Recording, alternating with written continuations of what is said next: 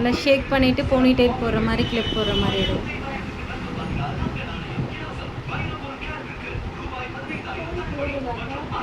நல்லா இப்படி வச்சுக்கிட்டு இப்படி நல்லா ஷேக் பண்ணு.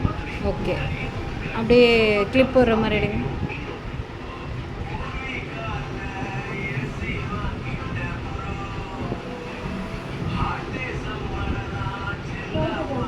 இல்லை வேணாம், சும்மா பிடிக்கிற மாதிரி பிடிச்சிக்கலாம்.